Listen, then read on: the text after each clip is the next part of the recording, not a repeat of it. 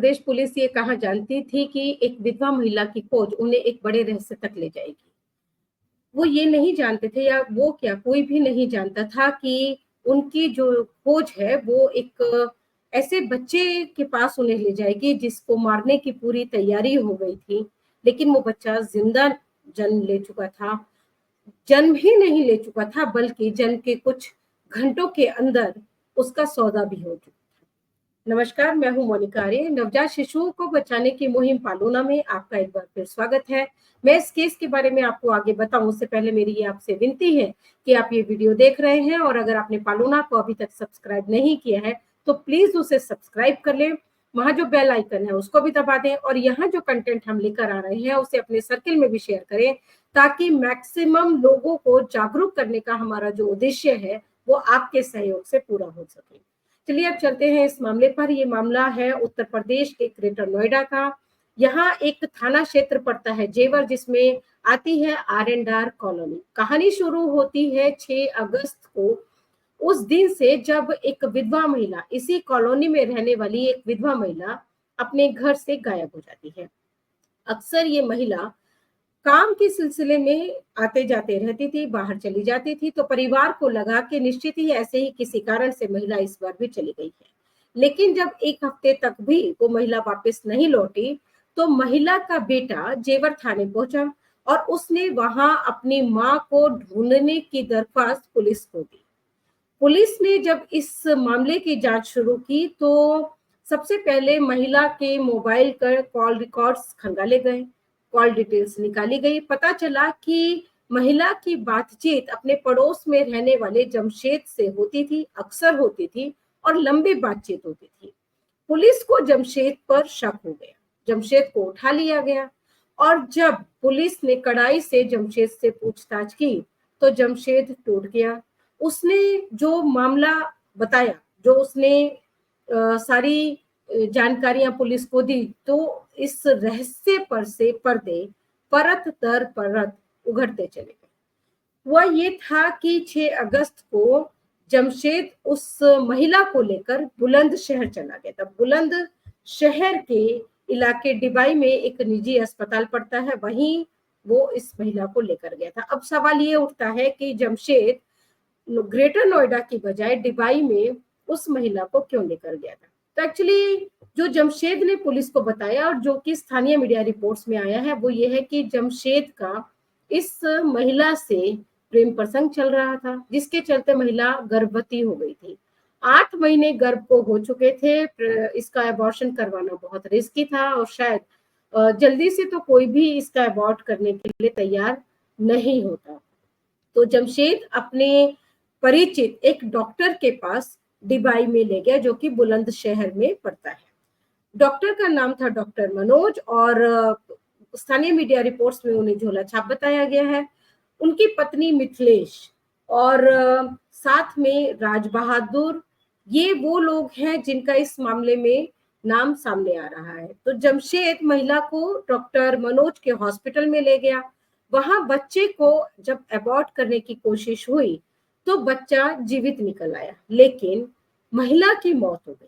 अत्यधिक रक्तस्राव के कारण महिला को बचाया नहीं जा सका। अब वहां सबके हाथ पैर फूल गए, उनको समझ में नहीं आ रहा था कि क्या करे। तो जमशेद, डॉक्टर मनोज, उनकी पत्नी मिथिलेश और राज बहादुर, इन सब लोगों ने ये तय किया कि महिला को वहीं बुलंदशहर में ही कहीं पर भी डिस्पोज ऑफ कर दिया जाए और इसीलिए उन्हें अनूप शहर के, इस महिला को अनूप शहर के जंगलों में नाले के पास झाड़ियों में डाल दिया गया। इसके बाद जमशेद अपने घर वापस आ गया।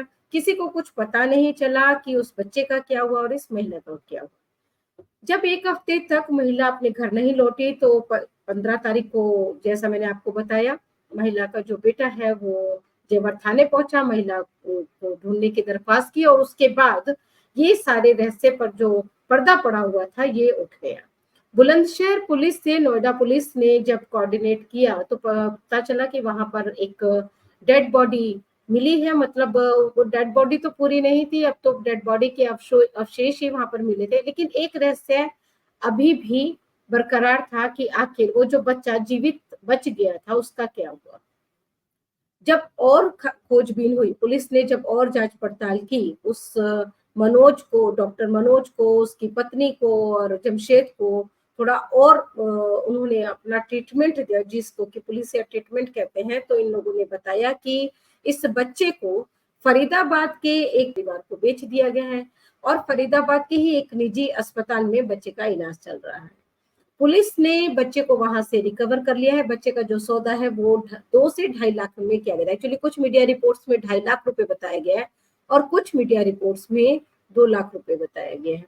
जो भी है, जो सच्चाई है वो ये है कि बच्चे का सौदा हो चुका था, बच्चे की बोली लग चुकी थी उसके जन्म के महज कुछ घंटों के अंदर ही। उस बच्चे की, जिसकी माँ की मौत हो चुकी थी और जिसका परिवार उसके जन्म के बारे में कुछ जानता ही नहीं था। अगर पुलिस इस मामले को नहीं खोलती, अगर पुलिस इस मामले की तफ्तीश नहीं करती, तो शायद ये रहस्य हमेशा बरकरार रह जाए। पुलिस ने इस मामले में डॉक्टर मनोज को, डॉक्टर मनोज की पत्नी मिथिलेश को, जमशेद को और जो एक और उनके साथी हैं राज बहादुर, उनको गिरफ्तार कर लिया है। वहीं 4 लोग अभी भी फरार चल रहे हैं। इनमें सद्दाम, गोलू, गुड्डी और सताम सताम नाम के शायद 2 लोग हैं। ये अभी भी फरार चल रहे हैं, पुलिस की गिरफ्त में अभी ये नहीं आए हैं।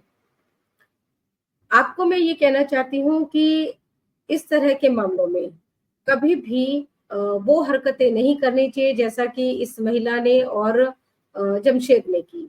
महिला को 8 महीने के बाद वो प्रेगनेंसी अबॉर्ट करने का विचार आया। ये विचार पहले भी आ सकता था, लेकिन वो सोए हुए थे। 8 महीने की प्रेगनेंसी के बाद उसमें भ्रूण नहीं होता है, एक जीता जागता बच्चा होता है कोख में। तो उसको अगर वो मारते तो एक बच्चे की हत्या हो जाती। महिला ने ऐसा करते हुए जरा भी अपने बारे में नहीं सोचा। लोक लाज जो मीडिया रिपोर्ट्स में आया उसके शब्दों पर अगर मैं जाती हूँ, जो उसमें कोट किया गया तो वो यही है कि लोक लाज के चलते वो अपने बच्चे से छुटकारा पाना चाहती थी, लेकिन अपनी जान से हाथ धो बैठी। इसमें जमशेद का क्या गया? परिवार तो उस जो महिला है उस महिला के परिवार ने महिला को खो दिया है, बच्चा वो बिक गया, वो उनको शायद दिया भी नहीं जाएगा, किसी और परिवार में वो बच्चा पलेगा। और जो इस महिला का बेटा था उसके ऊपर पिता तो पहले ही नहीं थे उसके साथ, अब माँ भी उसके साथ नहीं है। इस तरह का करने की बिल्कुल भी जरूरत नहीं है, इतना डरने घबराने की जरूरत नहीं है। महिला आराम से बच्चे को ग्रेटर नोएडा में भी जन्म दे सकती थी और इसके बाद उस बच्चे को सुरक्षित CWC को सौंपा जा सकता था भारत सरकार की सेफ सरेंडर पॉलिसी के तहत। अभी भी वो बच्चा CWC की ही निगरानी में है। और आपसे जो मेरी अपील है वो यही है कि इस तरह की मूर्खता ना करें, इस तरह की बेवकूफी ना करें और सही समय पर सही डिसीजन ले। वैसे तो मान्य रिश्ते होते हैं, ये ही सही नहीं है। अगर वो महिला चाहती तो शादी कर सकती थी। पुनर्विवाह हमारे देश में कोई अपराध तो नहीं है। अपराध तो खैर इसको भी नहीं कहा जा सकता है, नैतिक अपराध हम इसको भले ही कहें, नैतिक रूप से इसको गलत भले ही कहें, कानूनी रूप से तो इसको गलत नहीं कहा जा सकता है कि महिला के रिश्ते जो है वो जमशेद से थे। लेकिन वो जो एक बच्चे के साथ करने जा रहे थे वो बिल्कुल गलत था। 8 महीने तो 8 महीने के बच्चे को अबॉर्ट करने की इजाजत तो कानून भी नहीं देता है। इसलिए आप सब चीजों को समझें, जानकारियों को ग्रहण करें और उनको अपने सर्किल में भी शेयर करें, ताकि इस तरह किसी का परिवार बर्बाद ना हो, किसी को अपनी जान से हाथ ना धोना पड़े। इसी के साथ मैं इजाजत लूंगी। नमस्कार।